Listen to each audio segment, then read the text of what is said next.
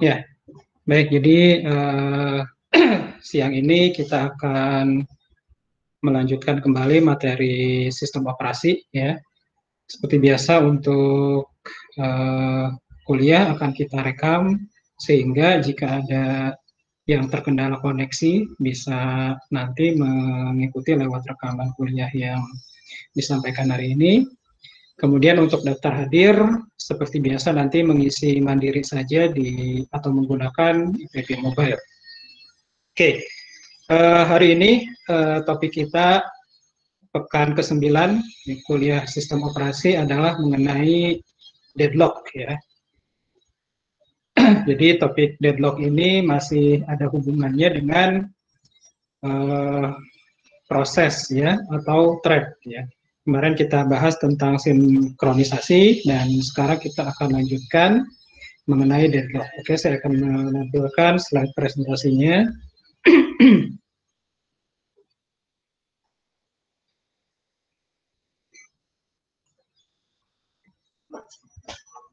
Oke, apakah slide saya sudah bisa terlihat di monitor masing-masing?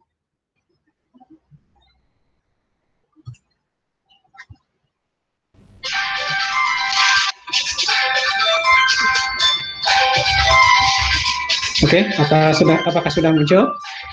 Mohon dikonfirmasi. Sudah ya? Oke, baik, terima kasih. Oke,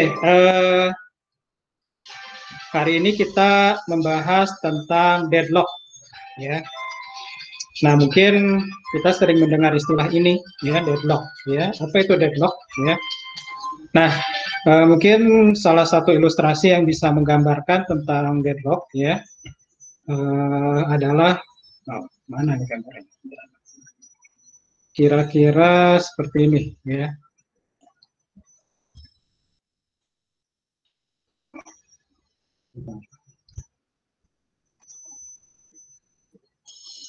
Oke.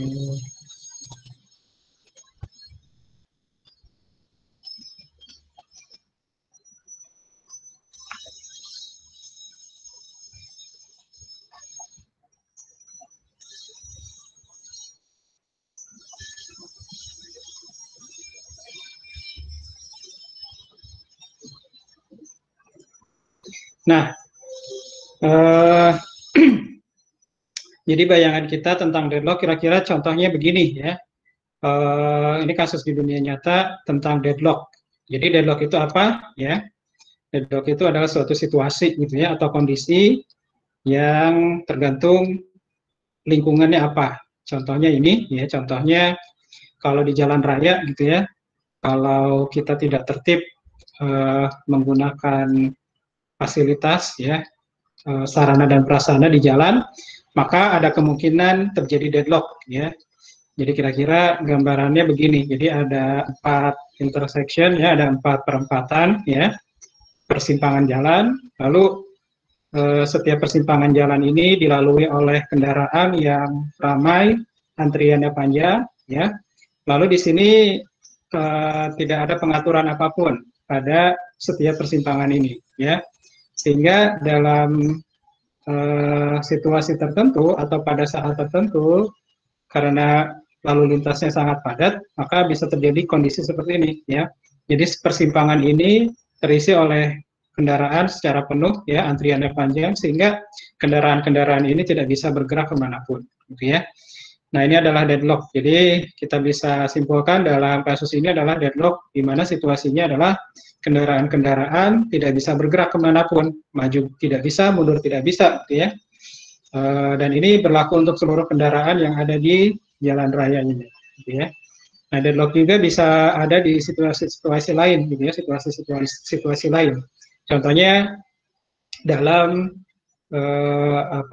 musyawarah, gitu, ya, atau diskusi, ya. Jadi masing-masing orang dalam diskusi tersebut punya pendapat sendiri-sendiri, ya, tidak ada yang mau mengalah, gitu, ya, sehingga tidak bisa diambil kesimpulan akhir atau keputusan akhir. Nah, di situ muncullah istilah deadlock juga, gitu, ya. Nah, tentunya deadlock yang akan kita bahas adalah deadlock di konteks komputer, khususnya di sistem operasi, ya. Nah, hari ini mudah-mudahan kita bisa menyelesaikan beberapa agenda berikut. Yang pertama adalah kita ingin melihat model sistem untuk mendeskripsikan mengenai deadlock ya. Jadi kita lihat bagaimana deadlock di sistem komputer dimodelkan ya. Lalu berikutnya adalah kita ingin melihat karakteristik dari deadlock ya. Jadi kita ingin melihat kira-kira deadlock itu karakteristiknya bagaimana gitu ya. Nah, tentunya setelah kita tahu seluk-beluk sedikit ya tentang deadlock ya, karakteristiknya seperti apa, yang terpenting adalah bagaimana kita menghandle ya atau menangani deadlock tersebut ya. Nah, di sini kita akan coba lihat secara sekilas ya tentang teknik-teknik untuk menangani deadlock ya. Jadi ada deadlock prevention, lalu ada deadlock avoidance ya. Lalu yang terakhir ini digunakan bersamaan yakni deadlock detection dan recovery from deadlock ya. Jadi itu adalah metode-metode yang ingin kita kenali gitu ya di bab ini. Oke, nah ini tujuannya ya. Nah, sekarang kita lihat dulu tentang bagaimana cara memodelkan ya deadlock di sistem komputer ya. Nah, jadi pada prinsipnya ya deadlock ini terjadi ya akibat adanya perebutan resources atau sumber daya gitu ya. Jadi kenapa bisa terjadi deadlock? Yang pertama adalah kita punya sistem yang terdiri atas beberapa resources atau sumber daya ya.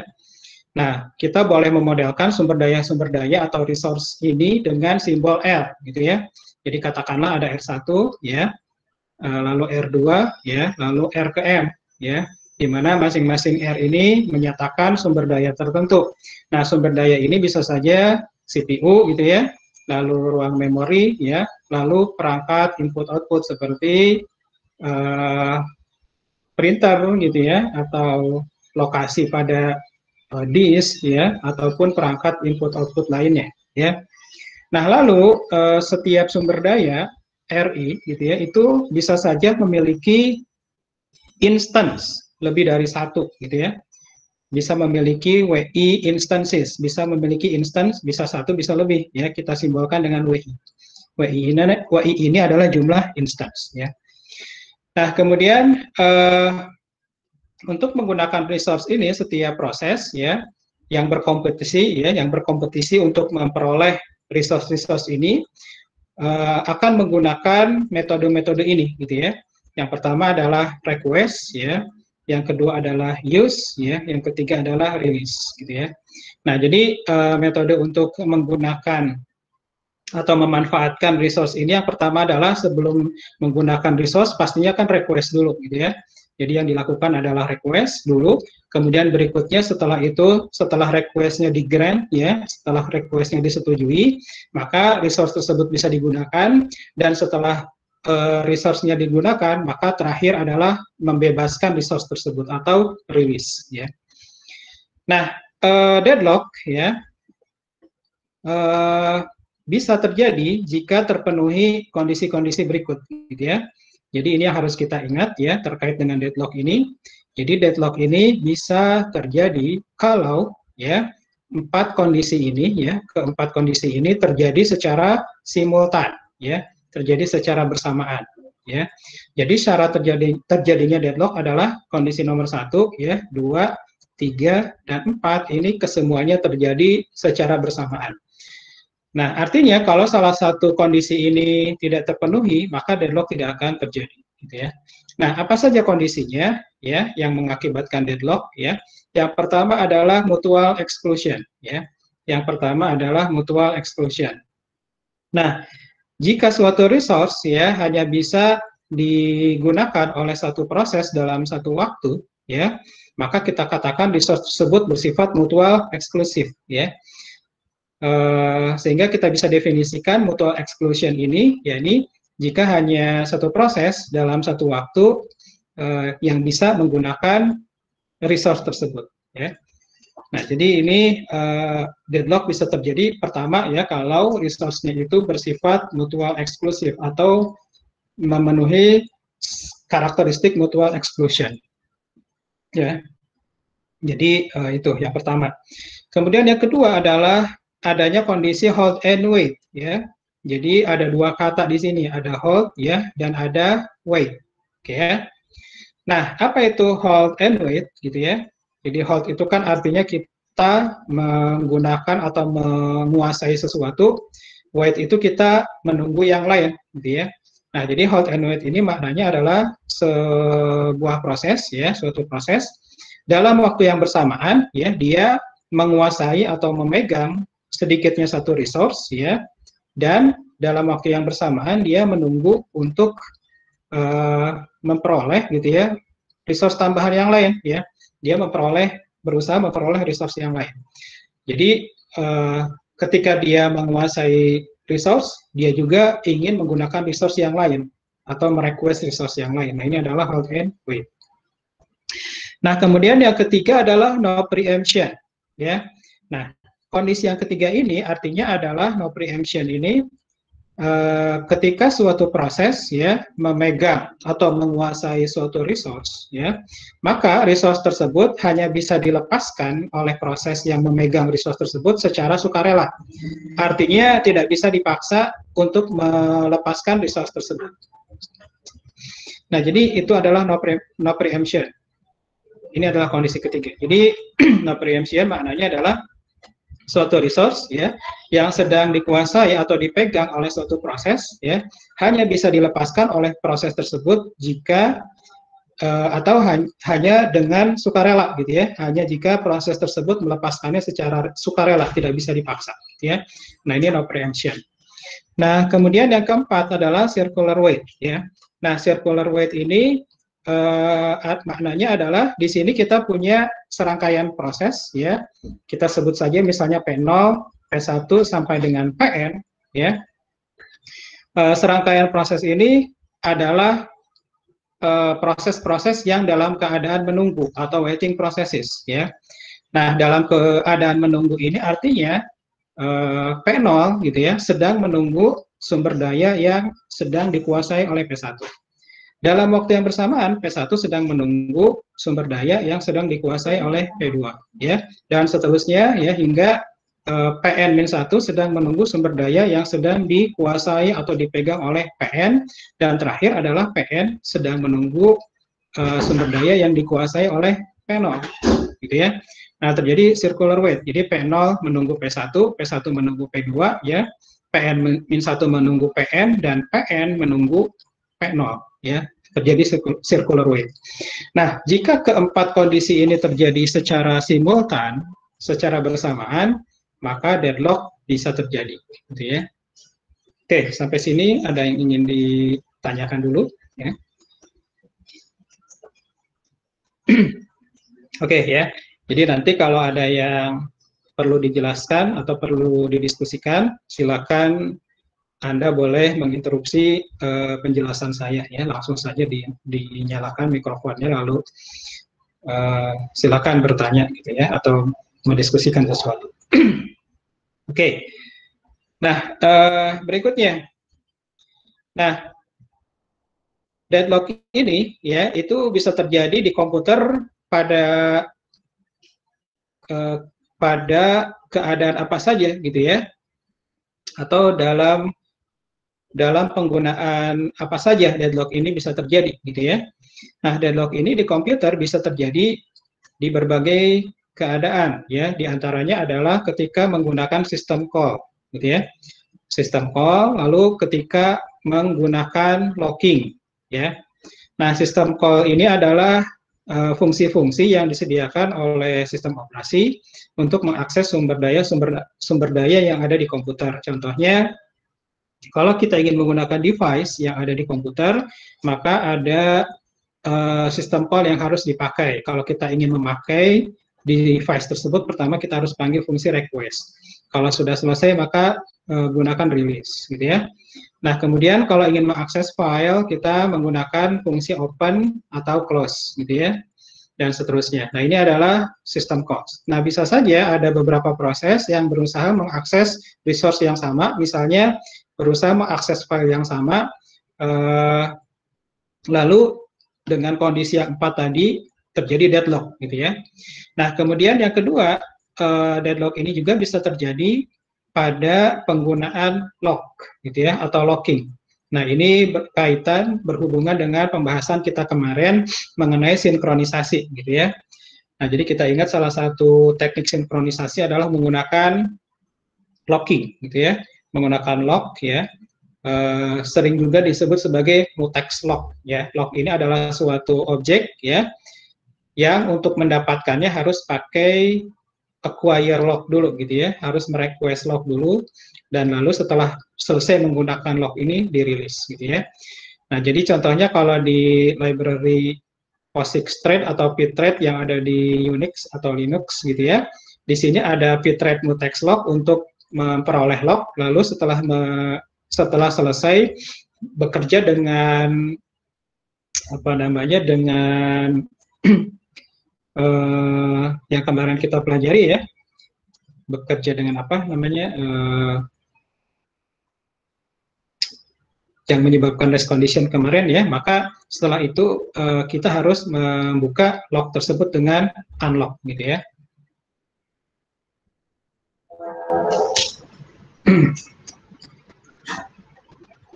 Oke ya, nah ini deadlock bisa terjadi pada kondisi ini ya.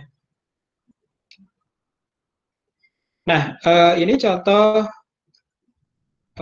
apa namanya, deadlock gitu ya, contoh baris program yang berpotensi mengakibatkan deadlock. Oke ya.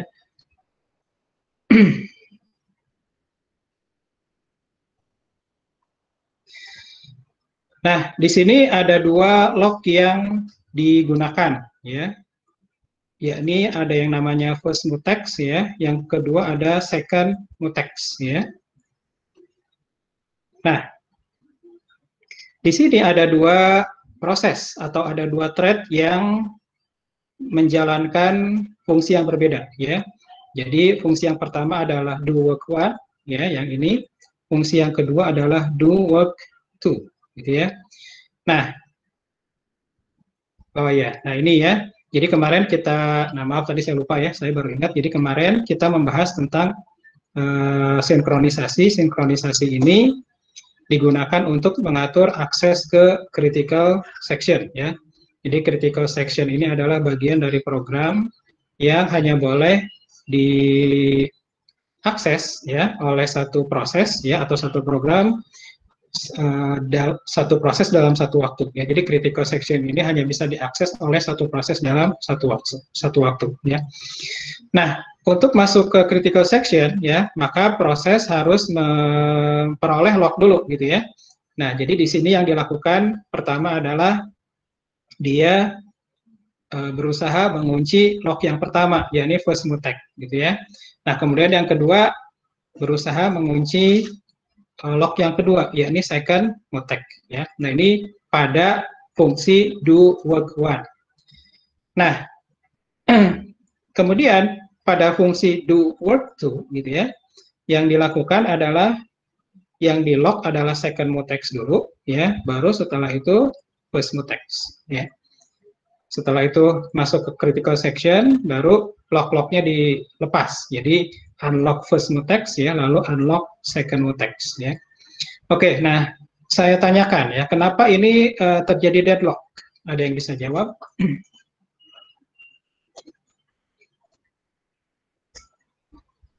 Oke, kenapa bisa terjadi deadlock pada kasus ini?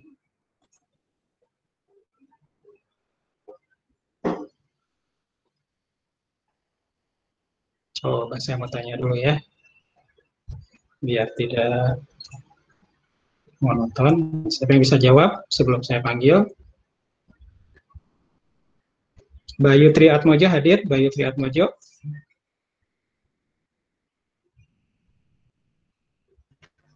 Hadir, Pak. Oke, hadir ya. Nah, Bayu, coba apakah bisa dijelaskan kenapa dari dua fungsi ini mengakibatkan deadlock.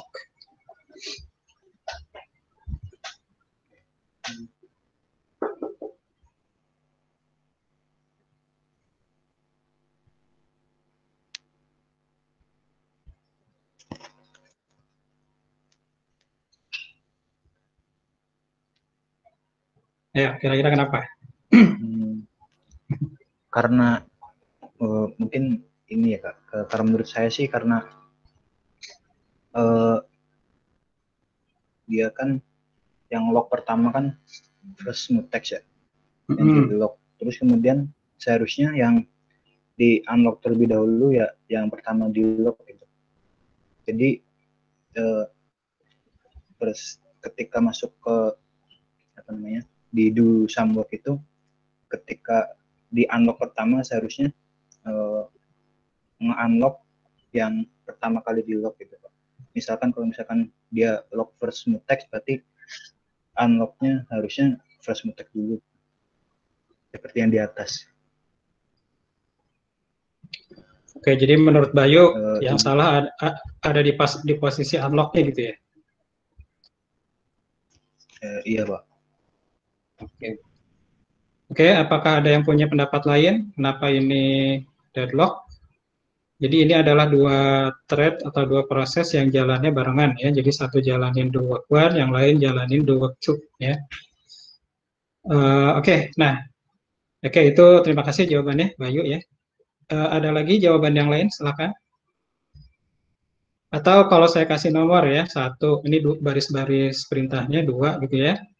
Ini saya skip ya, yang do some work-nya 3, 4 ya. Posisi deadlock-nya ada di mana nih kira-kira?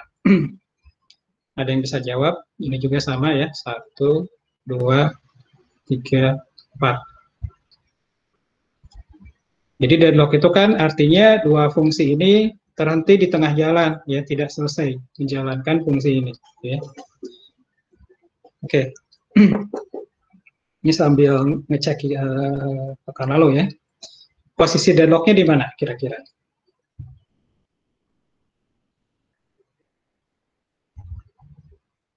Apakah di baris 1? Apakah di baris 2? Baris 3, 4? Deadlock-nya ada di mana?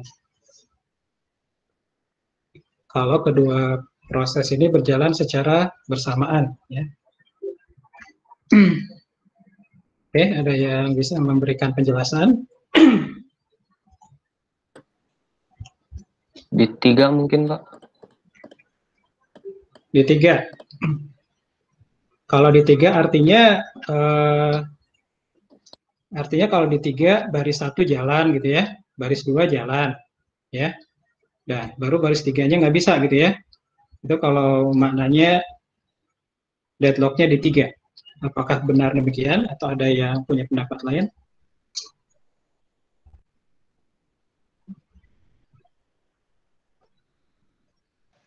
Di 2 mungkin, Pak. Di 2. Kenapa di 2? Karena udah di lock di yang pertama first mutex itu, tapi dia nggak nge-unlock gitu. Belum nge-unlock, tapi yang malah pertama kali nge-unlock malah si second mutexnya, padahal dia belum lock. Ya, oke ya. Jadi jawabannya benar ya. Program ini akan terhenti di baris kedua gitu ya. Dengan catatan kedua program ini jalannya benar-benar konkuren ya, bersamaan. Jadi Anda bayangkan dua program ini jalannya barengan. Jadi program pertama yang menjalankan do work 1 dia akan nge-lock first mutex ya. Dan program kedua yang menjalankan do work 2 akan melock second mutex dalam waktu yang bersamaan. Nah, pada saat program yang menjalankan do work 1 berusaha mengunci second mutex, bisa nggak dia mengunci second mutex? Nggak bisa ya. Kenapa? Karena second mutex sudah dikunci oleh program do work 2 ya. Sehingga dia harus nunggu di sini ya. Si program 1 harus nunggu ya. Di baris kedua ini dia akan wait ya. Nah, lalu di program yang menjalankan fungsi do work 2 ya, apakah dia bisa melock first mutex? Tidak bisa juga. Kenapa? Karena first mutex sudah dikunci oleh Duokuan tadi, gitu ya, sama, dia juga harus wait di sini, ya. Nah, jadi akhirnya kedua program ini, ya, akan terhenti, ya, di baris program nomor 2, ya, ketika dia berusaha mengunci mutex yang lain, yakni second mutex dan first mutex, gitu ya. Nah, jadi ini contoh dari deadlock, ya. Nah, deadlock ini terjadi ketika berusaha mengakses sumber daya. Sumber dayanya apa? Sumber dayanya ini dalam kasus ini sumber dayanya adalah mutex lock ini, gitu ya. Nah, sumber daya ini bisa macam-macam, gitu ya. Oke, nah itu ya contoh deadlock. Nah, untuk memodelkan deadlock, ya, salah satu cara yang banyak dipakai adalah pakai graph, ya. Nama grafnya adalah graph resource allocation, ya. Jadi graf alokasi sumber daya, ya. Yang namanya graf kita sudah tahu isinya ada vertex, ada edge, gitu ya. Nah, lalu pada graph resource allocation ini vertexnya apa, edge-nya apa, gitu ya. Nah, dalam graf ini vertexnya ada dua jenis, ya. Yang pertama vertex yang merepresentasikan proses yang sedang berjalan, ya, atau yang berada di sistem. Lalu vertex yang kedua adalah R atau resources. Jadi dalam graf ini vertexnya dibagi dua, ya. Ada vertex yang P untuk menyatakan proses, ya. Lalu ada vertex R yang menyatakan resources atau sumber daya, ya. Nah, proses ini karena tadi ya deadlock itu terjadi karena ada perebutan sumber daya oleh proses yang berjalan secara bersamaan. Nah, jadi deadlock ini terjadi ya kalau proses yang jalan banyak gitu ya. Kalau proses yang jalannya satu tidak ada deadlock, dan banyak ini juga jalannya konkuren atau bersamaan ya. Kalau jalannya sekuensial maka tidak ada deadlock gitu ya. Nah, kemudian resources ya, resources ini disimbolkan dengan R ya, diberi indeks R1, R2 sampai dengan Rm. Nah, lalu untuk edge-nya apa ya? Edge-nya ini ada dua jenis ya. Ada request edge, ada assignment edge ya. Nah, request edge ini bentuknya adalah apa namanya? Directed edge gitu ya. Jadi edge yang berarah gitu ya. Arahnya dari proses ke resource. Nah, ini adalah request edge. Kemudian assignment edge ini adalah edge penugasan ya. Arahnya dari resource ke proses ya. Request edge maknanya adalah suatu proses ya meminta atau meminta untuk menggunakan resource R gitu ya. Nah, ini request edge. Jadi request edge ini P merequest R ya. Sedangkan assignment artinya resource R digunakan oleh P ya. Resource R sedang digunakan oleh proses P ya. Nah ini simbol-simbolnya ya. Jadi kalau proses disimbolkan dengan gambar lingkaran ya, lalu resource disimbolkan dengan kotak ya atau square ya atau kubus ya. Nah, di dalam kotak ini kita bisa gambarkan titik-titik gitu ya atau kotak-kotak kecil yang menyimbolkan instance yang ada di dalam resource tersebut ya. Contohnya suatu resource jika memiliki 4 instance maka di dalamnya digambarkan ada 4 buah kotak ya. Maksudnya adalah resource tipe ini dia memiliki 4 item di dalamnya ya. Contoh misalnya kalau kita punya resource namanya printer, lalu printer ini di dalamnya ada 4 buah printer, maka di sini kita gambarkan ada 4 instance ya. Nah, lalu ini adalah request edge ya, arahnya dari proses ke resource. Dan ini adalah assignment edge, arahnya dari resource ke proses. Nah, ini maknanya untuk assignment edge ini, P1 saat ini sedang menggunakan resource yang ini, gitu ya. Resource ini dari RJ, gitu ya. Jadi PI sedang menggunakan resource ini dari RJ. Oke. Nah, ini adalah contoh dari resource allocation graph ya. Oke, nah jadi kalau kita baca ya di sini ada 3 proses ya, P1 ya, lalu P2, lalu P3 ya. P1 sekarang dia sedang apa nih? Panahnya dari P ke R Berarti dia sedang request ya, P1 sedang meminta ke sumber daya R1 ya. Dan pada saat yang bersamaan P1 sedang menguasai salah satu instance dari sumber daya R2. Jadi P1 sedang menggunakan instance yang ini. Nah, P1 belum bisa menggunakan R1. Kenapa? Karena R1 ini instance-nya hanya satu, dan kebetulan R1 ini sedang digunakan oleh P2, ya, atau sedang di-assign atau ditugaskan ke P2. Ya. Nah, selain itu, P2 juga sedang menggunakan salah satu instance dari resource R2. Ya. Juga dalam waktu yang bersamaan, P2 berusaha mengakses ya, resource yang ada di R3. Dan R3 ini hanya terdiri atas satu resource. Ya. Nah, lalu yang terakhir P3 ya, dia sekarang sedang menggunakan salah satu instance yang ada di R3. Oke.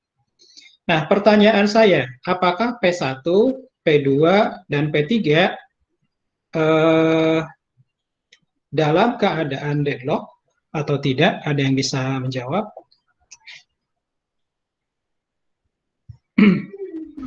Jadi deadlock itu artinya semua proses ini tidak akan selesai, gitu ya. Nah, pertanyaan saya, apakah P1, P2, P3 deadlock?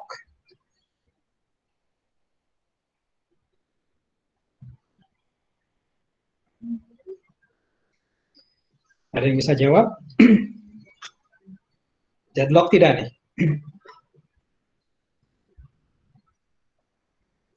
Oke. Atau kalau saya ganti pertanyaannya, di antara P1, P2, P3, kira-kira proses mana yang akan selesai lebih dulu? Apakah P1 dulu, P2 dulu, atau P3 dulu yang akan selesai terlebih dahulu di antara ketiga proses ini? P1, Pak. P1, kenapa P1? Karena urutannya nomor 1. Apa gimana? Karena dia tidak tergantung sama proses P2 dan P3. Sementara P3 tergantung P2, P2 tergantung P1. Oke, nah baik, terima kasih. Jadi kita harus pahami maknanya ya. Nah, P1 ini artinya agar dia bisa selesai ya, dia itu butuh resource yang ini gitu ya, yang saya kasih tanda panah ya. Dan dia butuh resource ini ya, dia butuh resource R2 dan dia butuh resource R1, baru P1-nya finish gitu ya. Nah, pertanyaan selanjutnya, apakah P1 sudah mendapatkan kedua resource yang dibutuhkan tadi berdasarkan graf ini? Belum. Belum ya. Jadi P1 baru punya resource apa nih? R2. R2 ya. Itu resource yang baru dimiliki oleh P1. R1 belum ya. Dia baru merequestnya. Nah, tapi R1 belum bisa dia miliki ya, belum bisa dimiliki oleh P1 ya. Kenapa? Karena saat ini R1 sedang dipakai oleh P2 ya. Artinya apa? P1 bisa selesai duluan tidak?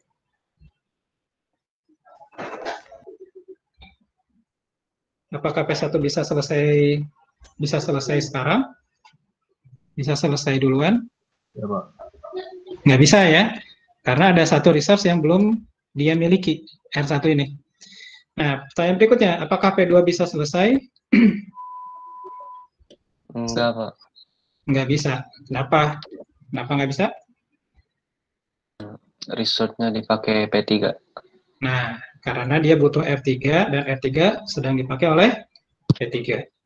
Jadi, P1, P2 tidak bisa selesai, karena resource-nya yang dibutuhkan sedang dipakai oleh yang lain. Oke, berikutnya P3 apakah bisa selesai?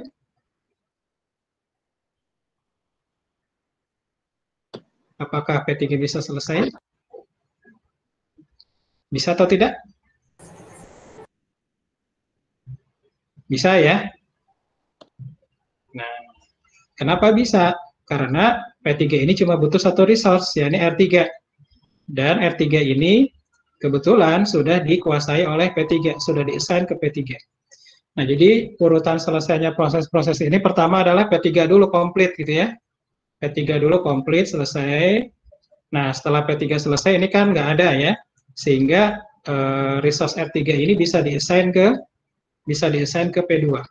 Nah, setelah resource R3 diassign ke P2, maka P2 sudah memiliki seluruh resource yang dibutuhkan ya. R1 dia punya, R2 dia punya, R3 dia punya ya. Nah, sehingga ini bisa komplit. Oke ya. Nah, setelah P2 komplit ya, maka terakhir adalah P1. Kenapa? Karena setelah P2 selesai, maka ini kan nggak ada ya, sehingga resource R1 bisa dikasih ke P1, sehingga P1 komplit ya. Jadi kalau dari graf ini urutan selesainya proses pertama P3 dulu, habis itu P2, setelah itu P1 gitu ya. Nah, artinya apa? P3 seluruh proses ini, ketiga proses ini semuanya komplit ya, sehingga tidak terjadi deadlock ya, aman ya, tidak terjadi deadlock di sini. Nah, yang ini apakah terjadi deadlock?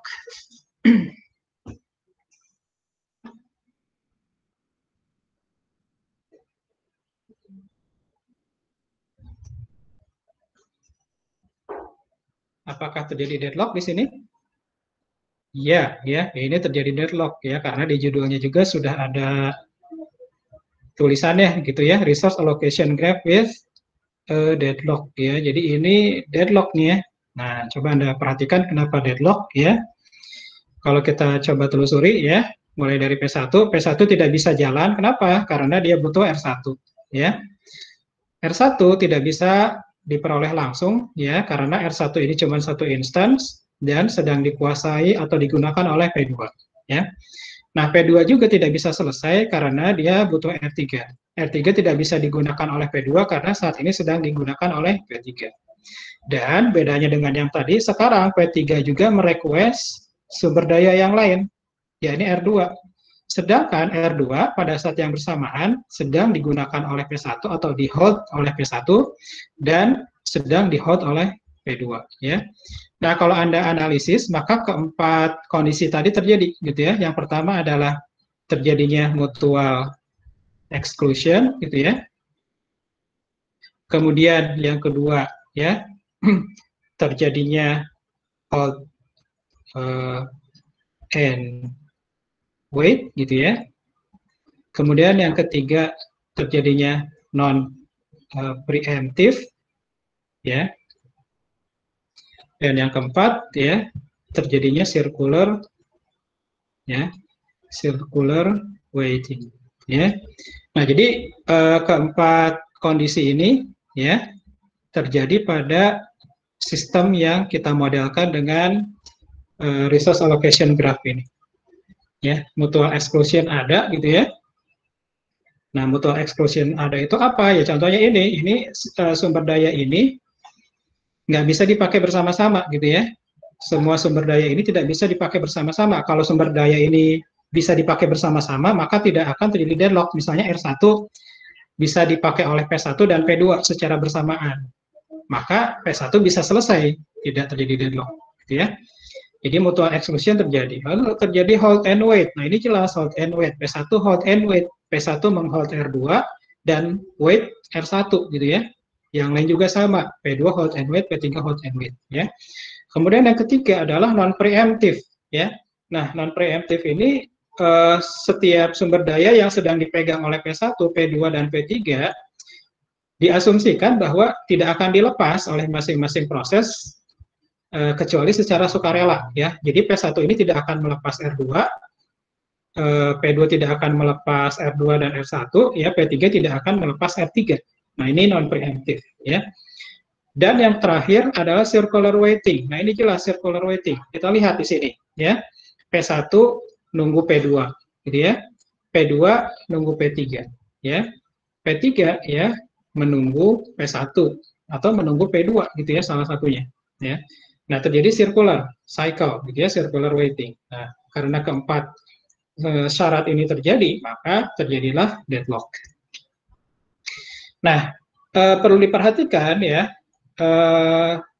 meskipun ya tidak terjadi meskipun terjadi cycle, belum tentu ada deadlock. Kalau ini kan ada cycle, ada deadlock ya. Nah, tapi bisa jadi ada cycle tetapi tidak ada deadlock.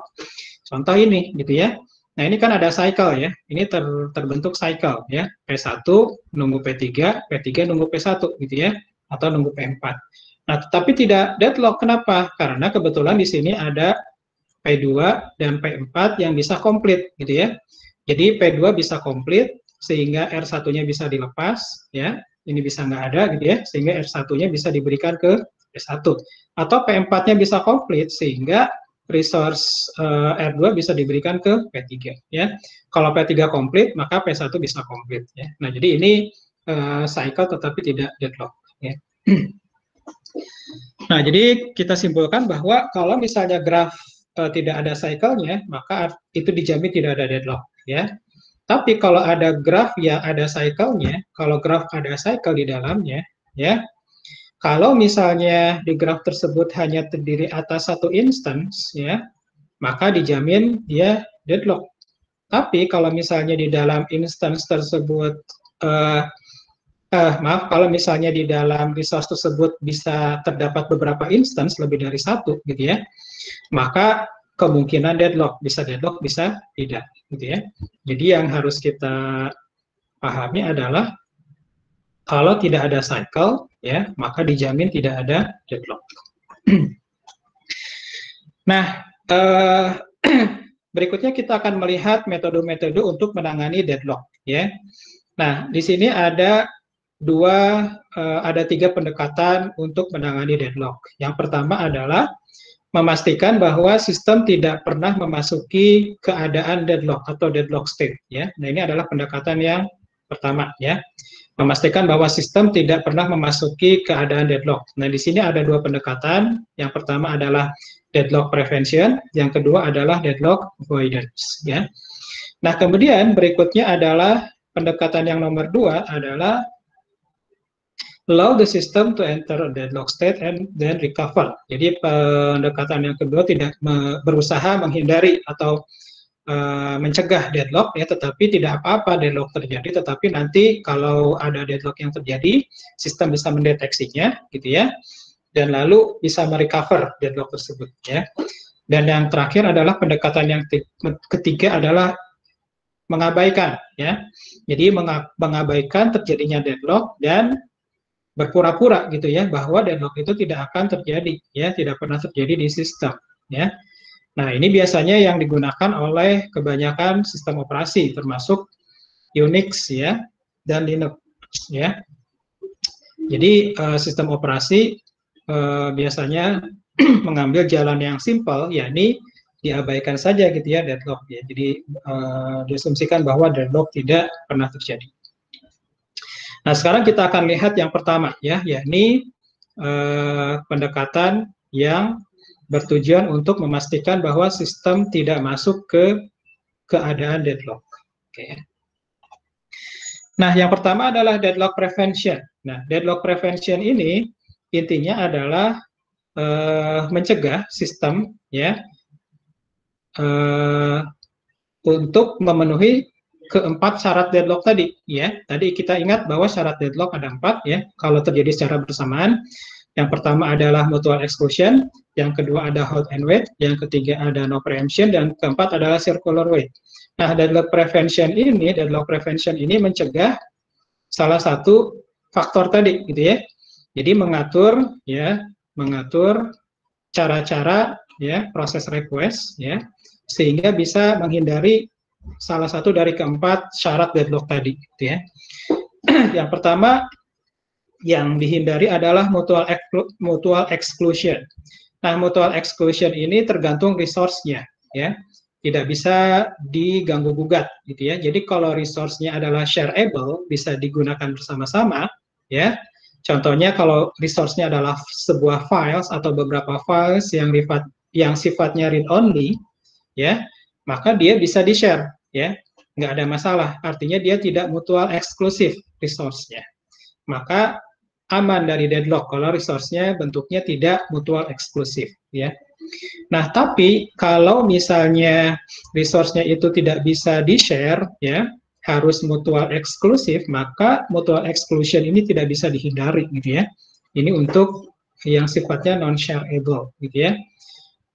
Nah, ini pertama mutual exclusion. Yang kedua adalah hold and wait. Nah, hold and wait ini adalah gimana caranya menghindari atau menjamin bahwa ketika sebuah proses atau kapanpun sebuah proses merequest sebuah sumber daya, ya, nah proses tersebut harus tidak boleh sedang menggunakan atau menguasai sumber daya yang lain. Nah, jadi menghindari terjadinya hold and wait. Nah, ini salah satu pendekatan deadlock prevention, ya. Jadi gimana caranya kalau ada proses yang berusaha menggunakan suatu sumber daya atau berusaha merequest sebuah sumber daya, maka harus dipastikan bahwa proses tersebut tidak sedang menggunakan sumber daya yang lain, tidak sedang memegang sumber daya yang lain, ya. Nah, pendekatannya adalah bisa dengan mengalokasikan, ya, seluruh sumber daya pada saat, ya, atau sebelum proses tersebut dijalankan, ya.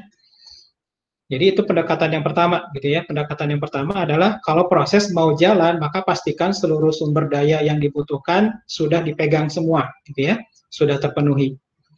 Nah, ini untuk menghindari hold and wait, ya.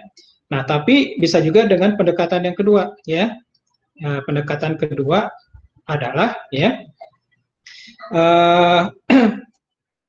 ada peraturan, gitu ya. Peraturannya adalah ketika atau hanya mengizinkan, ya, proses-proses, ya, untuk merequest sumber daya hanya jika proses tersebut sedang tidak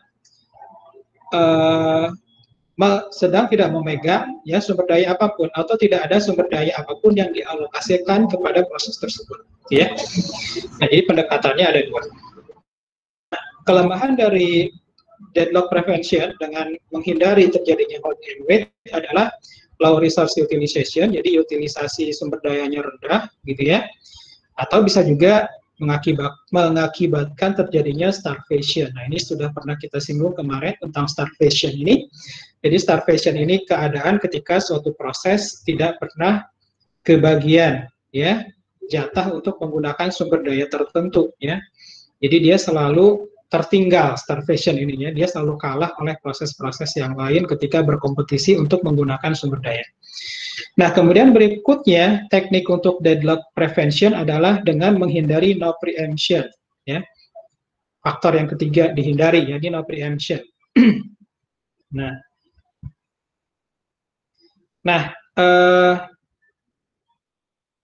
Jadi pendekatannya untuk deadlock prevention dengan menghindari no preemption, dengan menghindari faktor no preemption ini adalah, ya, jadi jika suatu proses, ya, yang sedang menggunakan atau sedang menguasai beberapa sumber daya, lalu proses tersebut merequest, ya, sumber daya lainnya, dan sumber daya yang direquest ini tidak bisa segera dialokasikan kepada proses tersebut, ya. Nah, maka seluruh resource yang saat ini sedang dipegang oleh proses tadi harus segera dilepaskan, ya, harus segera dirilis, gitu ya. Nah, ini untuk mencegah atau mengakali, gitu ya, masalah no preemption ini, gitu ya. Jadi saya ulangi lagi, ada suatu proses, ya, lalu proses ini sedang memegang beberapa resources, sedang menguasai beberapa sumber daya, lalu proses ini berusaha mengakses sumber daya yang lain. Nah, maka untuk mencegahnya,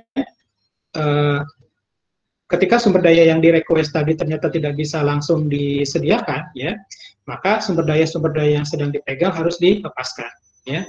Nah, kemudian proses yang di-preempt tadi, gitu ya, harus menunggu, ya, sampai tersedia sumber daya yang dibutuhkan, ya. Nah, jadi proses yang tadi bisa jalan lagi kalau misalnya sumber daya tadi, gitu ya, sudah bisa diperoleh lagi, ya, baik yang lama maupun yang baru. Nah, berikutnya adalah circular waiting, ya. Nah, untuk menghindari circular wait, salah satu tekniknya adalah dengan memanfaatkan urutan, ya, atau total ordering, ya. Jadi total ordering ini salah satu pendekatan untuk menghindari terjadinya circular wait, ya. Circular wait tadi kita ingat, jadi ada proses, ya, proses 0, nunggu proses 1, proses 1 nunggu proses 2, proses 2 nunggu proses 3, proses 3 nunggu proses seterusnya gitu ya, sampai proses N nunggu proses 0, gitu ya, terjadi circular wait ya. Oke. Nah, jadi ini menggunakan pengurutan ya, nanti Anda bisa lihat ya. Jadi misalnya contohnya adalah seperti ini ya. Mutex ini pakai urutan. Jadi urutan pertama first mutex, kemudian second mutex ya. Nah, proses penguncian mutex ini tidak boleh di luar urutan. Jadi urutannya harus 1 dulu baru 2 gitu ya. Yang lebih kecil dulu baru yang lebih besar ya. Jadi yang harus dikunci adalah first mutex dulu lalu second mutex ya. Nah, yang seperti ini nggak boleh. Kenapa? Karena yang dikunci adalah second mutex dulu baru first mutex. Nah, ini tidak diizinkan oleh teknik deadlock prevention. Kenapa? Karena dalam kasus ini dia berusaha mengunci dulu 2 ya baru 1, di mana 2 ini lebih dari 1. Jadi kalau begini sudah out of order gitu ya. Jadi sudah tidak sesuai urutan ya. Nah, ini cara menghindari dengan circular waiting ya. Nah, tetapi circular waiting ini bisa jadi ada masalah. Nah, ini masalahnya adalah seperti ini, nanti Anda bisa lihat gitu ya. Oke, nah berikutnya adalah kita lihat deadlock avoidance ya. Oke. Sampai sini dulu ada yang ingin ditanyakan terkait dengan deadlock prevention ya. Silakan kalau ada yang ingin ditanyakan. Jadi intinya deadlock prevention ini dengan menghilangkan faktor-faktor penyebab deadlock ya. Apakah itu mutual exclusion, hold and wait, no preemption, circular wait gitu ya.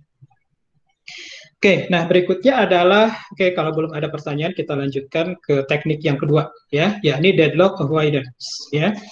Nah, sama ya, deadlock avoidance ini gimana caranya agar sistem tidak masuk ke dalam keadaan deadlock atau deadlock state ya. Nah, untuk deadlock avoidance ini ya, pendekatannya agak lebih kompleks ya. Kenapa? Karena di sini mewajibkan sistem punya informasi awal gitu ya, punya informasi tambahan awal ya, additional a priori information ya. Jadi dia butuh informasi tambahan ya. Nah, salah satu informasi tambahan yang bisa dipakai atau digunakan adalah maksimum number of resources, jumlah maksimum sumber daya yang dibutuhkan ya. Jumlah maksimum sumber daya dari setiap tipe yang mungkin dibutuhkan. Nah, ini digunakan pada deadlock avoidance ya. Nah, lalu pada perjalanannya teknik deadlock avoidance ini akan menggunakan algoritma ya. Nah, algoritma ini secara dinamis ya akan mengecek keadaan resource allocation, keadaan alokasi sumber daya ya. Nah, untuk memastikan bahwa tidak pernah terjadi circular wait gitu ya. Memastikan seluruh proses bisa jalan ya. Nah, di sini ada kata-kata resource allocation state atau keadaan alokasi sumber daya ya. Nah, resource allocation state ini ya didefinisikan oleh jumlah sumber daya yang tersedia satu gitu ya. Jadi resource allocation state ini atau keadaan pengalokasian sumber daya dinyatakan oleh beberapa nilai. Yang pertama adalah jumlah sumber daya yang ada, yang tersedia, yang belum dialokasikan. Lalu yang kedua adalah sumber daya yang sudah dialokasikan, allocated resources. Yang ketiga adalah maximum demands of the processes. Jadi maksimum permintaan maksimum dari proses. Nah, ini deadlock avoidance. Nah, jadi deadlock avoidance ini cara kerjanya adalah mempertahankan sistem dalam keadaan safe state ya. Jadi ini adalah yang dijaga di dalam teknik deadlock avoidance ya. Jadi sistem bisa aman dari deadlock kalau sistem tersebut berada dalam keadaan safe atau dalam keadaan safe state ya. Nah, jadi itu yang dituju ya dari deadlock avoidance ya. Nah, apa itu safe state? Nah, ini penting dipahami ya. Jadi safe state ini artinya kita bisa bikin urutan proses ya. Jadi kita bikin urutan proses, kita bisa membuat urutan proses ya. dari sekian proses yang ada di dalam sistem, kita tuliskan proses-prosesnya gitu ya secara berurutan, misalnya P1 gitu ya, P2 sampai dengan Pn ya. Dari seluruh proses di dalam sistem, jadi seluruh proses di dalam sistem tersebut harus masuk ke dalam urutan proses ini ya. Sedemikian sehingga ya seluruh proses ini bisa jalan gitu ya. Jadi intinya begitu kalimat lanjutannya ya. Artinya adalah seluruh proses ini bisa jalan gitu ya. Jadi misalnya di sistem ada proses P0 gitu ya, lalu ada proses P1, ada proses P2, ada proses P3 gitu ya. Nah, kita bisa bikin urutan eksekusi proses gitu ya. Katakanlah saya karang gitu ya, katakanlah saya bikin contoh gitu ya. Misalnya urutan prosesnya adalah P1 dulu, habis itu P2 gitu ya, habis itu P0, habis itu P3 ya. P3 ya. Nah, dengan urutan proses ini gitu ya, seluruh proses ini bisa finish ya, bisa komplit ya. Nah, artinya kalau kita bisa mendapatkan urutan proses ini, maka keadaan sistem berada dalam keadaan safe state. Oke, tentunya ini hanya contoh saja ya. Nah, jadi itu. Tapi kalau misalnya kita tidak bisa membuat urutan proses ini, artinya misalnya kita hanya bisa menuliskan, katakanlah P1, P2, P2 gitu ya, P3. Nah, tapi P0-nya nggak ikut gitu ya, tidak selesai, maka dikatakan bahwa sistem ini tidak berada dalam safe state ya. Jadi safe state ini kita menemukan urutan proses ini gitu ya. Nah, itu kira-kira ya. Nah, ini nanti Anda bisa pelajari ya, kalimat-kalimat ini nanti detailnya seperti apa, tapi intinya adalah itu ya, yang ingin dituju oleh deadlock avoidance adalah bagaimana mempertahankan sistem berada dalam safe state ya. Nah, oke. Nah, ini penjelasan halaman PowerPoint ini ada di sini gitu ya. Jadi, kalau misalnya sistem dalam keadaan safe, maka dijamin tidak ada deadlock, ya. Jadi, kalau misalnya sistem dalam keadaan safe, dijamin tidak ada deadlock. Tapi, kalau sistem berada dalam keadaan unsafe atau tidak safe, maka bisa jadi ada deadlock, meskipun belum tentu deadlock juga, gitu ya. Nah, artinya apa? Artinya, oleh algoritma atau teknik deadlock avoidance, ya, sistem selalu diusahakan berada di dalam safe state, ya. Jangan sampai sistem ini masuk ke dalam state unsafe. Kenapa? Karena bisa jadi di dalamnya ada deadlock, ya. Nah, sekarang kita akan lihat beberapa algoritma untuk deadlock avoidance, ya. Nah, algoritma untuk deadlock avoidance ini ada dua jenis, tergantung dari jumlah instance dari sumber daya, ya. Nah, kalau misalnya sumber dayanya hanya terdiri atas single instance, ya, hanya terdiri atas satu instance, ya, maka algoritma avoidance, algoritma deadlock avoidance ini bisa memanfaatkan graph, ya, memanfaatkan resource allocation graph. Tinggal dibentuk grafnya, lalu di situ dideteksi, ya, apakah safe atau tidak, gitu ya, sistemnya, ya. Nah, bisa pakai resource allocation graph. Tapi kalau misalnya instance-nya lebih dari satu, ya, dari setiap resource-nya ini instance-nya lebih dari satu, maka sulit menggunakan graph, ya. Maka pakai algoritma yang namanya Banker's algorithm, ya. Nah, ini akan coba kita lihat, ya. Nah, kita lihat yang pertama, ya. Nah, untuk yang pertama ini relatif simple, ya, resource allocation graph ini. Jadi kita punya graph mirip yang tadi, gitu ya. Nah, tetapi di sini edge-nya lebih beragam. Jadi ada claim edge, ya. Jadi claim edge ini menghubungkan antara proses dengan resource, ya. Nah, claim edge ini menyatakan bahwa suatu proses, ya, mungkin, ya, akan merequest resource R, ya. Tapi request-nya belum terjadi, gitu ya, baru kemungkinan saja, ya. Nah, claim edge ini arahnya dari proses ke resource, ya, lalu panahnya ini ditandai dengan garis putus-putus, dashed lines, ya.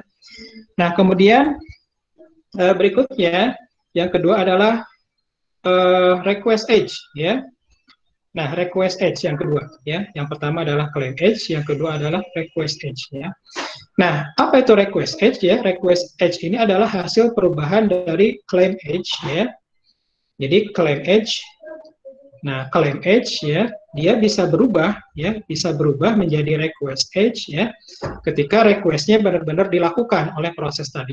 Jadi ya, kalau claim edge itu baru niat, ibaratnya ya, baru niat akan menggunakan resource, ya. Tapi kalau claim edge, ya, maka proses tersebut sudah benar-benar meminta untuk menggunakan resource tersebut, ya. Nah, sehingga kalau claim berubah menjadi request edge, maka edge-nya berubah, ya, menjadi request edge, ya. Nah, lalu request edge bisa berubah menjadi assignment edge, ya. Nah, assignment edge ini adalah ketika resource dialokasikan terhadap proses, ya.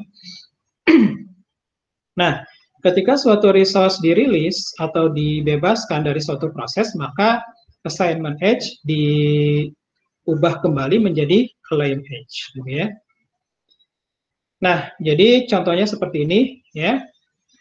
Nah, di sini ada contoh yang putus-putus ini, yang disebut sebagai claim edge, gitu ya. Nah, kemudian panah, ya, yang berasal dari resource ke proses, ini disebut sebagai assignment edge, ya, assignment edge, gitu ya. Nah, lalu panah yang dari proses ke resource tetapi garis tegas, ini adalah request, ya, request edge, ya. Nah, claim edge, ya, berubah menjadi request edge kalau misalnya proses tersebut benar-benar merequest resource tersebut. Jadi kalau misalnya P1 benar-benar merequest A2, maka ini akan berubah menjadi garis tegas atau request edge. Ya. Nah, lalu kalau request-nya berhasil didapatkan atau disetujui, maka request edge berubah menjadi assignment. Ya. Jadi kalau kita buat peralihannya, jadi dari claim, ya, claim berubah menjadi request, ya, berubah menjadi request, ya, lalu request berubah menjadi assignment, gitu ya. Nah, nanti kalau assignment sudah selesai, resource-nya sudah selesai, berikutnya adalah release, ya. Resource-nya dirilis, release, gitu ya. Nah, setelah release, dia kembali lagi ke claim, ya. Nah, ini resource allocation graph. Nah, contoh adalah sebagai berikut, gitu ya. Nah, contoh misalnya P2, dia punya claim edge seperti ini, gitu ya. Nah, lalu P2 benar-benar merequest R2, ya. Nah, katakanlah R2 ini sedang tidak dipakai sehingga bisa diberikan kepada P2, sehingga request edge bisa diubah ke assignment edge, ya. Nah, sehingga bentuknya seperti ini, gitu ya. Nah, pendekatan dengan menggunakan resource allocation graph untuk deadlock avoidance, ya, intinya adalah, ya, dalam pernyataan ini, gitu ya. Jadi, ya, permintaan atau request hanya bisa di-granted, ya, hanya bisa diizinkan atau disetujui, ya, oleh sistem only if, hanya jika, ya, kalau misalnya request edge, ya, dikonversi menjadi assignment edge, ya, maka tidak menghasilkan cycle, ya, di dalam resource allocation graph, gitu ya. Nah, ini tadi, ya, ini untuk kasus single instance, ya, di dalam deadlock avoidance, ya. Jadi request bisa diberikan atau bisa di-grant jika proses konversi dari request edge menjadi assignment edge dan mengakibatkan cycle. Nah, dalam kasus tadi proses perubahan request, ya. Jadi ini ada request, ya, lalu requestnya di-grant, ya, menjadi assignment edge, terbentuklah cycle. Nah, kalau kita lihat di sini terbentuk cycle, ya. Nah, kalau misalnya ini diberikan, ya. Nah, kalau misalnya ini diberikan, ya, di sini ada assignment, lalu di sini misalnya requestnya dilakukan, ya, P1 requestnya diizinkan untuk melakukan request, maka terjadilah cycle. Nah, kalau terjadi cycle, maka ini dalam keadaan unsafe, gitu ya. Jadi state system dalam keadaan unsafe, ya. Nah, ini dalam kasus single instance. Jadi gampang dalam kasus single instance, cukup bentuk grafnya, lalu ketika terjadi ingin dilakukan request, maka periksa apakah request itu akan mengakibatkan terjadinya cycle. Kalau iya, maka berarti sistem dalam keadaan unsafe. Kalau sistem dalam keadaan unsafe, maka artinya apa?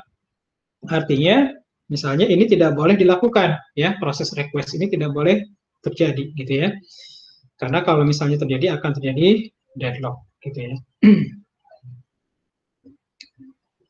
Dan ini juga ya, tentunya assignment ini juga tidak boleh dilakukan karena assignment ini akan mengakibatkan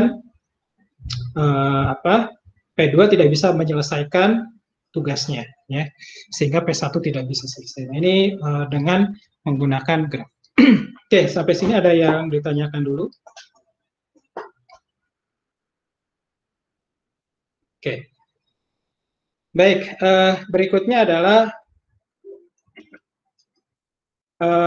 algoritma bankers, ya. Nah, algoritma bankers ini digunakan untuk deadlock avoidance, tetapi untuk yang multiple instances, gitu ya, untuk yang multiple instances atau resource yang sumber dayanya, instance sumber dayanya lebih dari satu, gitu ya, multiple instances, ya. Nah, tadi disampaikan bahwa untuk algoritma deadlock avoidance ini butuh informasi-informasi tambahan yang harus diketahui, ya. Nah, salah satunya informasi yang harus diketahui adalah maksimum use, ya, maksimum penggunaan, ya. Jadi berapa banyak sumber daya maksimum yang akan digunakan oleh suatu proses, ya. Nah, jadi itu salah satu informasi yang ditambahkan, ya. Nah, algoritma bankers ini butuh beberapa data, ya, atau butuh beberapa struktur data, ya. Nah, struktur datanya adalah sebagai berikut, ya. Yang pertama adalah available, ya. Jadi butuh struktur data atau variabel available, ya. Jadi available ini menyatakan jumlah instance yang tersedia, ya. Jumlah instance yang tersedia, ya. Jadi kalau instansinya ada 3, ya, maka available ini bentuknya adalah vektor, ya, dengan 3 elemen. Masing-masing elemen menyatakan jumlah instance yang tersedia dari setiap tipe sumber daya, gitu ya. Nah, kemudian berikutnya adalah variabel atau struktur data max, ya. Nah, max ini adalah bentuknya matriks, ya, menyatakan jumlah sumber daya maksimum yang dibutuhkan oleh suatu proses, ya. Jumlah sumber daya maksimum yang dibutuhkan oleh suatu proses dari setiap jenis sumber daya, ya. Jadi kalau prosesnya ada sebanyak n, ya, lalu jumlah sumber dayanya ada sebanyak m, maka akan terbentuk matriks n baris dikali m kolom, gitu ya. Jadi itu ya, ingat-ingat bahwa max ini adalah jumlah maksimum sumber daya yang dibutuhkan. Lalu berikutnya allocation. Nah, allocation ini, variabel berikutnya adalah allocation. Nah, allocation ini bentuknya juga matriks, ya. Allocation ini adalah jumlah sumber daya yang saat ini sedang dialokasikan terhadap proses-proses, terhadap seluruh proses, ya. Nah, jadi ada n proses, ya, yang dialokasikan, ya, sumber daya, ya, sumber daya yang terdiri atas m jenis sumber daya, ya. Jadi n kali m matriks, ya. Nah, berikutnya adalah need, ya. Need juga ini matriks, ya. Need ini maknanya adalah sumber daya tambahan, gitu ya.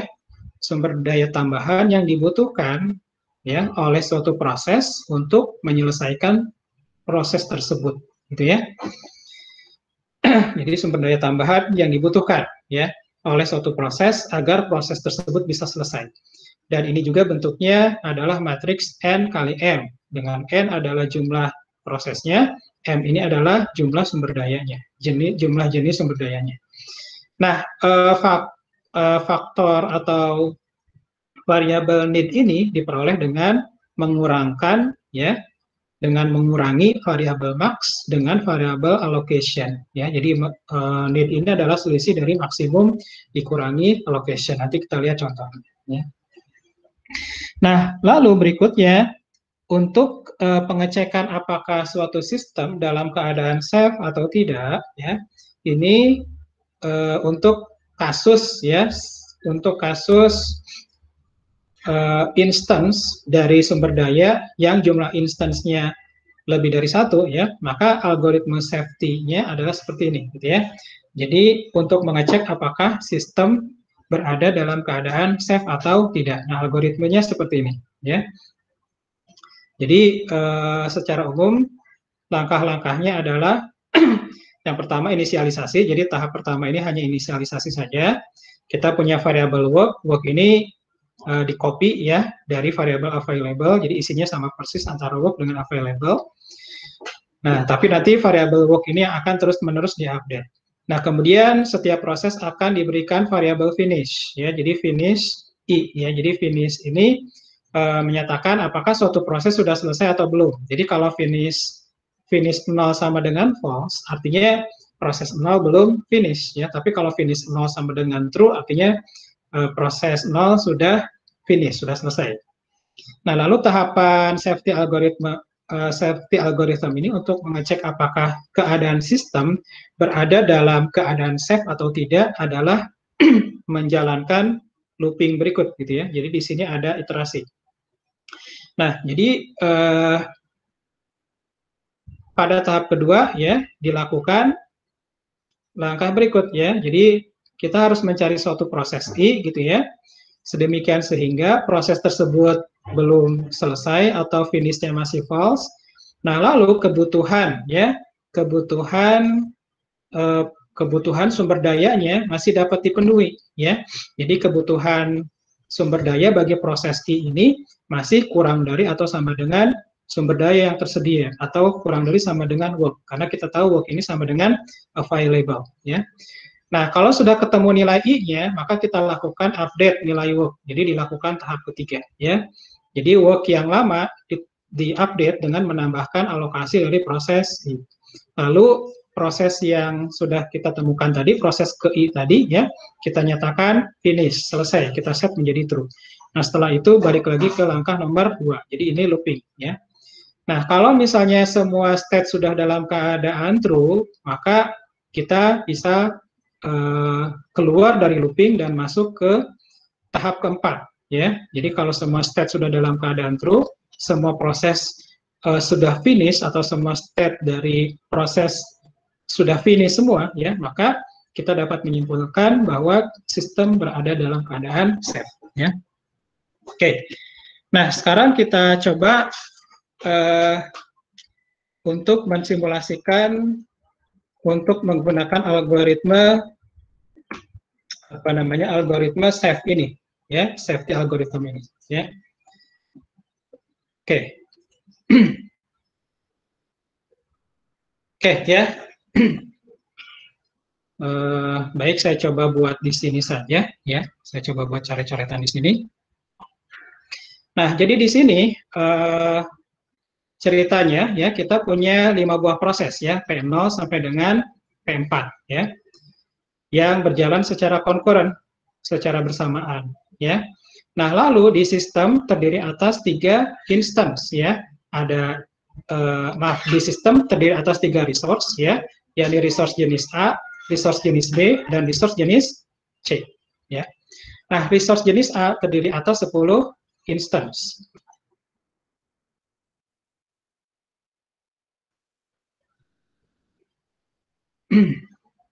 Oke ya, resource jenis A terdiri atas 10 instance, resource B terdiri atas 5 instance, dan resource C terdiri atas 7 instance.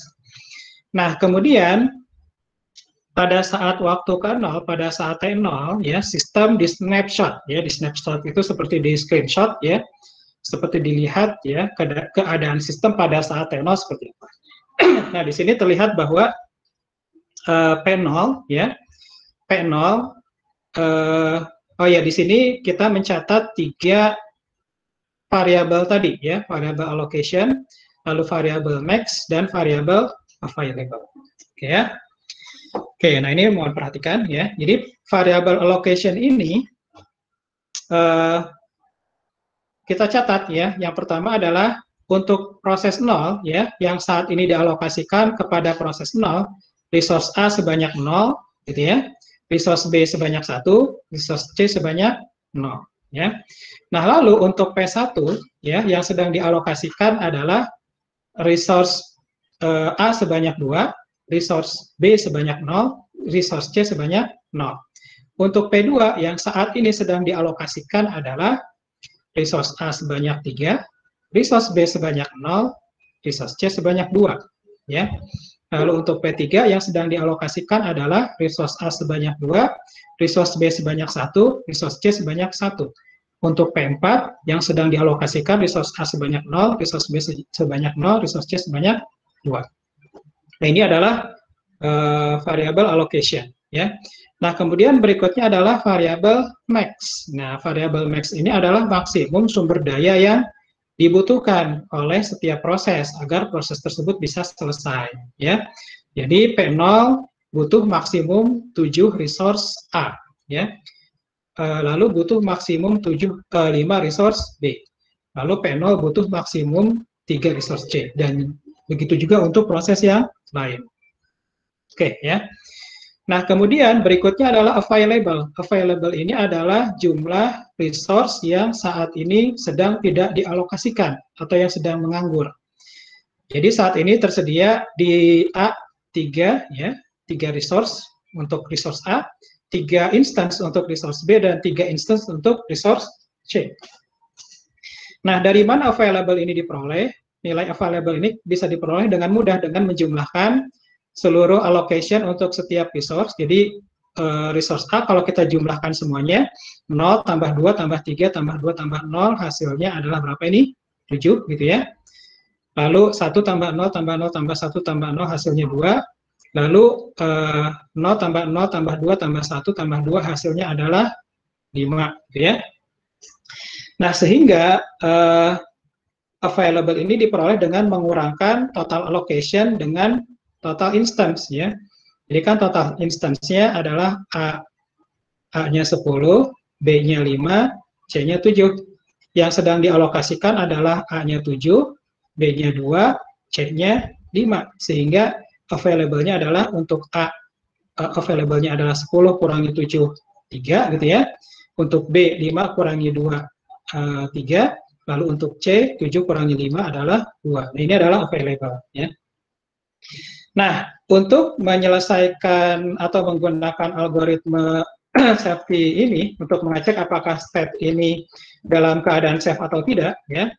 Nah, jadi tujuan akhir dari algoritma safety ini adalah menjawab pertanyaan apakah state T0 yang kita lihat sekarang itu safe, ya, atau unsafe, ya. Jadi menjawab ini, ya, safe atau unsafe, ya. Nah, untuk menjawab ini, maka kita butuh variabel tambahan seperti di algoritma tadi. Variabel tambahan ini disebut sebagai need, gitu ya. Nah, need ini adalah selisih dari ya maksimum dikurangi dengan allocation, ya. Jadi untuk P0 need-nya adalah 753 vektor 753 gitu ya.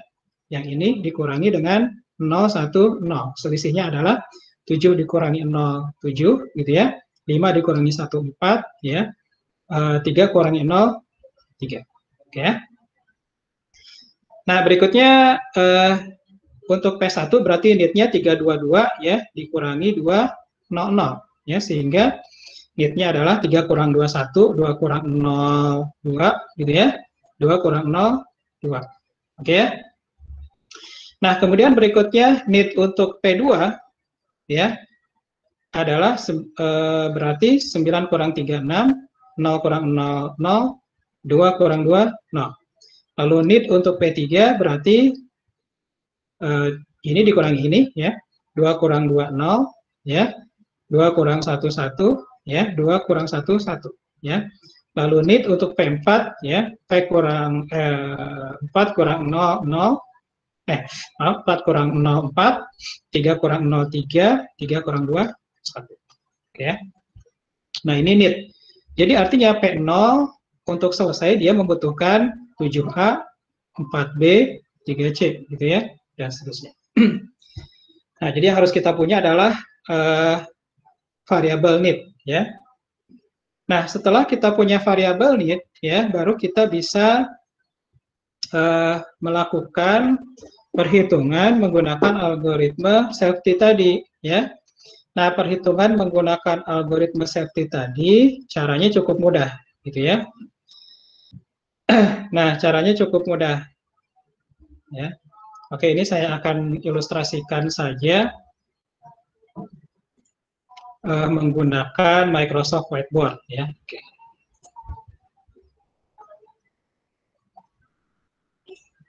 Oke, saya akan share Microsoft Whiteboard agar lebih mudah coret-coretnya, ya.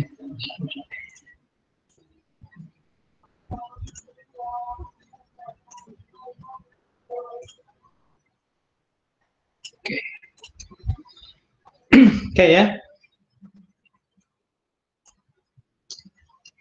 Oke, nah coba kita lakukan bersama-sama ya untuk algoritma algoritma banking ini ya. Oke, tadi kita sudah punya matriks NEET, ini saya tulis lagi ya, matriks NEET. Ya. Oke, bisa dibantu ya menghitung kembali matriks NEET ya. Matriks NEET ini dihitung dari mengurangi max dengan allocation. Berarti ini 7, 4, 3 ya. Kalau ada yang salah mau dikoreksi. Lalu untuk T, nah ini kebetulan pakainya bukan P ya, tetapi T. Maksudnya ini adalah thread ya, thread 0, thread 1, thread 2, thread 3, thread 4. Nah untuk yang proses kedua ya, 322 diambil 200. 3 kurang 2, 1, 2 kurang 0, 2, 2 kurang 0, 2. Ya. Lalu untuk yang ketiga ya, 6, 0, 0. Lalu untuk yang ketiga 0 ya, 2 kurang 2, 0, 2 kurang 1, 1, 2 kurang 1, 1, 0, 1, 1 ya. Dan yang keempat ya, 4 kurang 0, 4 ya. Lalu 3 kurang 0, 3, 3 kurang 2, 1. Oke.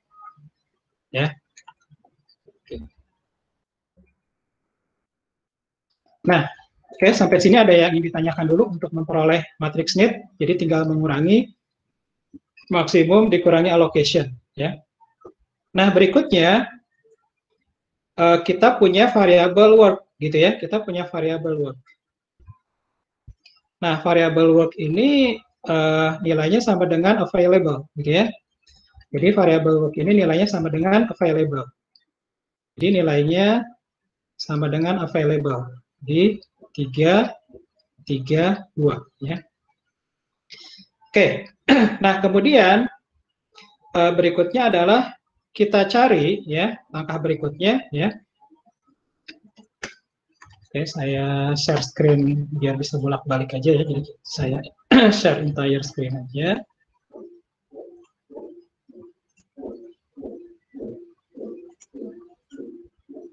Oke ya, jadi algoritmenya adalah kita harus mencari proses ya yang dia belum finish ya, lalu need-nya kurang dari work ya, lalu need-nya kurang dari work ya. Nah, jadi yang harus kita cari adalah seperti ini. Oke,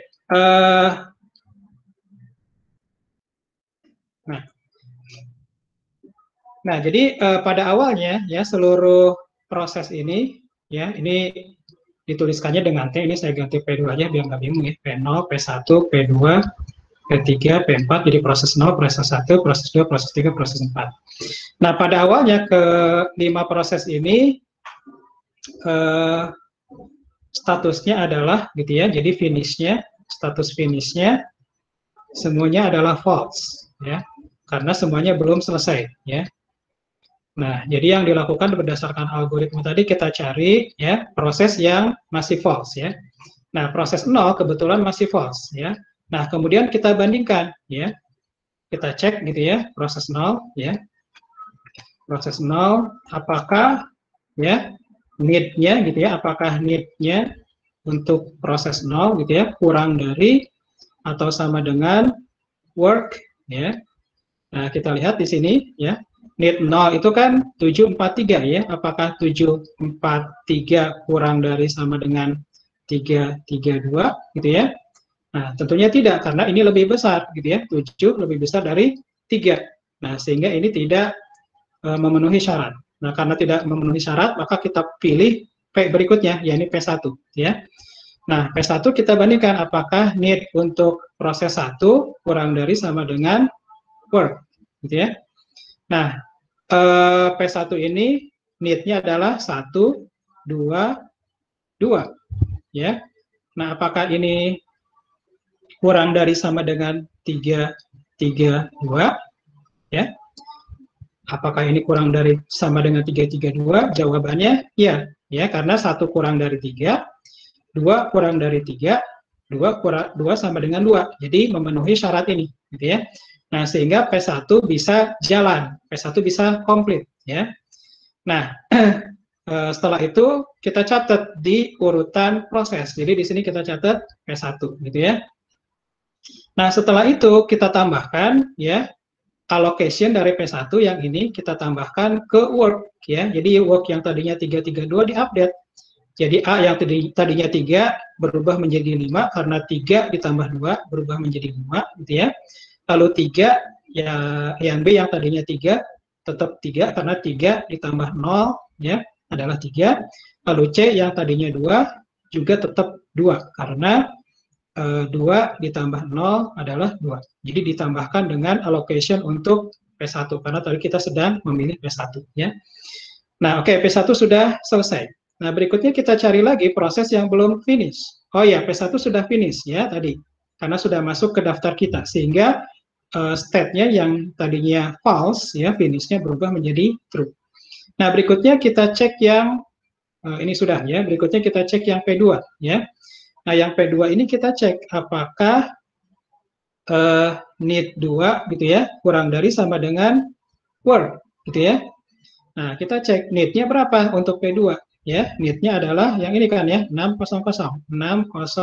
Apakah kurang dari sama dengan work? Nah, ingat work-nya sudah berubah, bukan 332 lagi, tetapi 532 ya. Nah, apakah iya gitu ya? Nah, tidak gitu ya, ini tidak memenuhi ya, sehingga P2 tidak kita ambil karena 6 lebih besar dari 5 sehingga tidak memenuhi ini. Nah, setelah itu kita lihat P berikutnya, P3 ya, kita lihat P3. Nah, P3 kita lihat apakah need untuk P3 kurang dari sama dengan work ya. Nah, need dari P3 adalah yang ini ya. 0 1 1. Apakah ini kurang dari 5 3, 2, jawabannya ya, karena 0 kurang dari 5, 1 kurang 3, 1 kurang dari 2, ya. Nah, sehingga P3 kita ambil, kita masukkan ke daftar proses yang selesai. Nah, jadi ini komplit ya, P3 yang tadinya false, kita ubah menjadi true, ya. Nah, selain itu, kita update work-nya. Ya, kenapa di-update? Karena kalau P3 selesai, berarti sumber daya yang diasosiasikan dengan P3 dikembalikan ke sistem. Sehingga nambah kan ya sumber dayanya, resource-nya. Sehingga yang tadinya 5 ditambah dengan yang dialokasikan ke P3.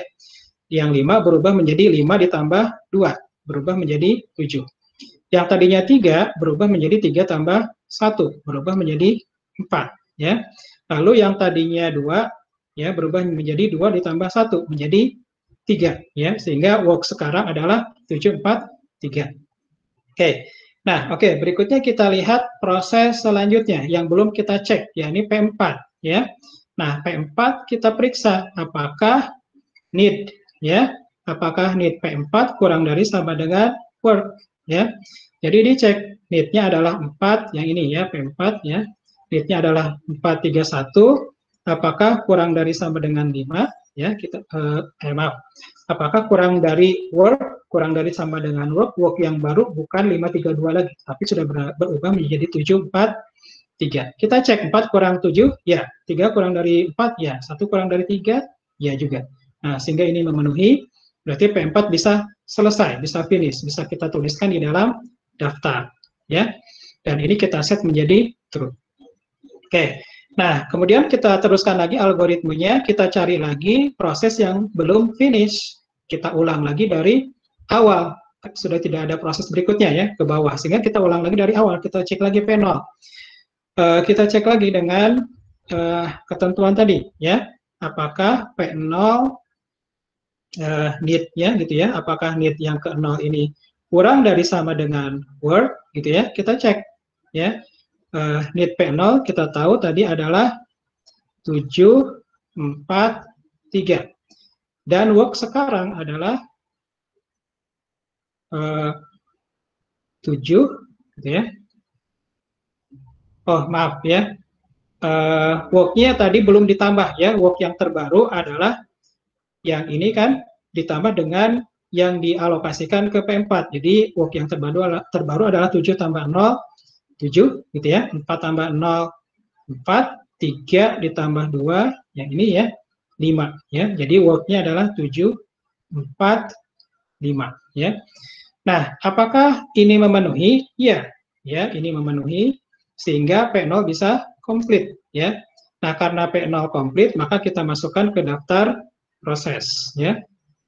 Ke daftar proses ya. Dan gitu ya.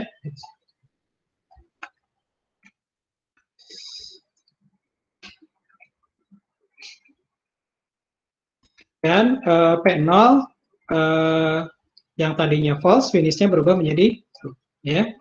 Nah, kemudian apa lagi yang harus dilakukan? Ya, yang harus dilakukan adalah setelah P0 dijalankan, maka work-nya bertambah, gitu ya, work-nya berubah. Yang tadinya 745 ditambah dengan resource yang dialokasikan ke P0, 010, sehingga ini berubah menjadi, ini tetap 7 karena ditambah 0, ini berubah menjadi 5 karena ditambah 1, 4 tambah 1, 5, ini tetap 5 karena ditambah 0, 755, gitu ya. Oke. Nah, berikutnya P0 sudah, lalu cari lagi proses yang belum finish. Yang belum finish yang terakhir adalah P2 ya. Nah, kita cek lagi P2 ya. Kita cek lagi P2 apakah need 2 kurang dari sama dengan work gitu ya. Nah, need 2 tadi adalah 600 ya. 600 apakah kurang dari sama dengan work? Work-nya yang terupdate adalah 755 ya. Jawabannya ya karena kita lihat ini memenuhi syarat sehingga P2 bisa selesai ya. P2 bisa selesai, kita masukkan ke sini P2 ya, dan work-nya kita tambahkan dengan yang dialokasikan ke P2. Yang dialokasikan ke P2 adalah yang ini ya, 302. Kita tambahkan 7 tambah 3, 10, gitu ya. Lalu 5 tambah 0, tetap 5. Lalu 5 tambah 2, 7, gitu ya. Nah, sehingga kalau kita lihat, isi terakhir dari work, ya, adalah 1057, yang mana dia sama dengan, ya, sama dengan jumlah resource yang tersedia, ya, A-nya 10, B-nya 5, C-nya 7. Nah, selain itu, kita juga bisa menuliskan seluruh proses di dalam urutan eksekusi. Jadi yang dieksekusi adalah P1 dulu, setelah itu eksekusi P3, setelah itu eksekusi P4, ya, setelah itu eksekusi P0, dan setelah itu eksekusi P2. Nah, artinya sistem dalam keadaan save, ya. Jadi sistem dalam waktu T0 ini, dalam snapshot T0 ini, ya, ini dalam keadaan save, ya. Nah, lalu pertanyaan berikutnya, oke, waktunya sudah mau habis, ya. Bagaimana kalau ada alokasi sumber daya tambahan, ya? Nah, kalau ada alokasi sumber daya tambahan, Anda bisa tetap menggunakan algoritma yang tadi. Jadi contohnya adalah katakanlah P1 ya merequest sumber daya tambahan sebanyak 102 ya. Nah, caranya gimana untuk mengecek apakah dengan masuknya request P1 apakah sistem dalam keadaan save atau tidak? Caranya tetap sama, tetapi sekarang P1-nya diupdate ya. Jadi P1 yang tadinya allocation-nya hanya 200 ya, yang tadinya hanya 200 ditambahkan dengan tambahan request yang baru, tadinya hanya 200 ditambahkan dengan 102 ya, sehingga alokasinya menjadi 302. Jadi diasumsikan request ini diterima gitu ya. Nah, jadi P1 ini berubah menjadi 302. Nah, ini adalah untuk allocation-nya. Nah, lalu nilai need-nya berarti harus diupdate ya, sehingga need dari P1 berubah menjadi 020. Nah, setelah itu, setelah diupdate seperti ini ya, lalu lakukan lagi algoritma safety tadi ya. Jadi jalankan lagi algoritma safety yang ini ya. Jadi cek apakah setelah diupdate seperti ini, apakah sistem dalam keadaan safe atau unsafe gitu ya. Jadi jalankan algoritma ini. Kalau jawabannya safe, berarti request P1 bisa diterima ya. Tapi kalau jawabannya unsafe, maka request P1 tidak boleh diterima gitu ya. Nah, silakan sebagai latihan Anda lakukan ini gitu ya. Anda cek apakah safe atau unsafe gitu ya. Oke, nah ini algoritma bankers. Nah, berikutnya adalah jadi algoritma bankers seperti itu ya. Jadi cara menghindari deadlock adalah dengan mempertahankan sistem tetap dalam keadaan safe. Caranya mengecek kalau ada request masuk, simulasikan dulu apakah sistemnya dalam keadaan safe atau tidak. Kalau misalnya tidak dalam keadaan safe, maka jangan disetujui ya request tersebut. Nah, yang berikutnya adalah pendekatan yang ketiga adalah deadlock detection. Nah, deadlock detection ini beda dengan yang deadlock prevention maupun deadlock avoidance. Sistem dibiarkan untuk masuk ke dalam keadaan deadlock. Nah, baru setelah itu dijalankan algoritma deteksi. Nah, setelah itu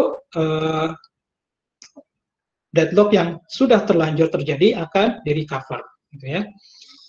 Nah, ini karena waktunya sudah habis ya, nanti Anda bisa pelajari sendiri. Jadi untuk deadlock detection ini sama kasusnya seperti yang deadlock avoidance, ada yang untuk resource yang sifatnya single instance dan ada yang untuk multiple instance.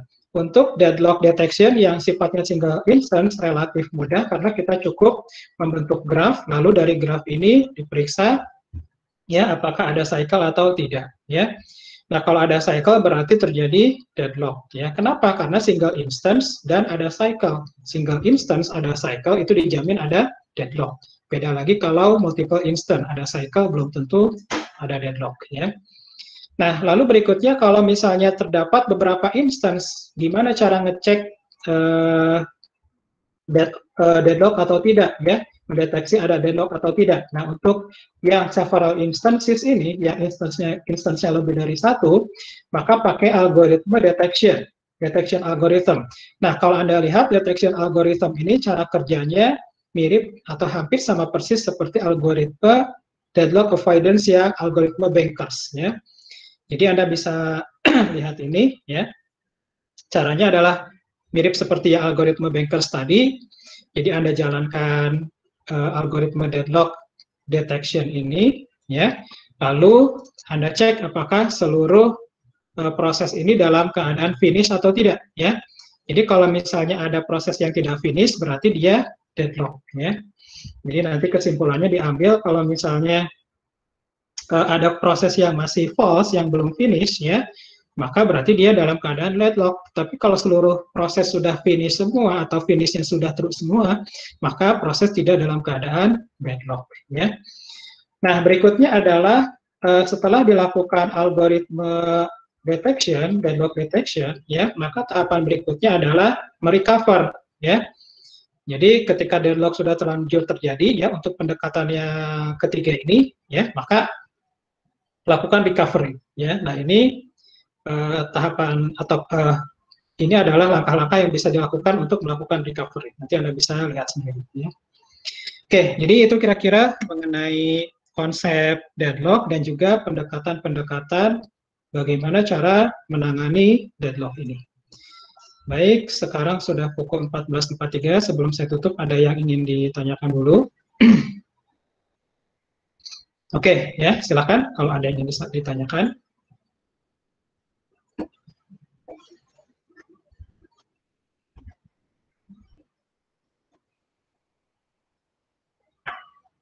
Apakah saya masih terhubung?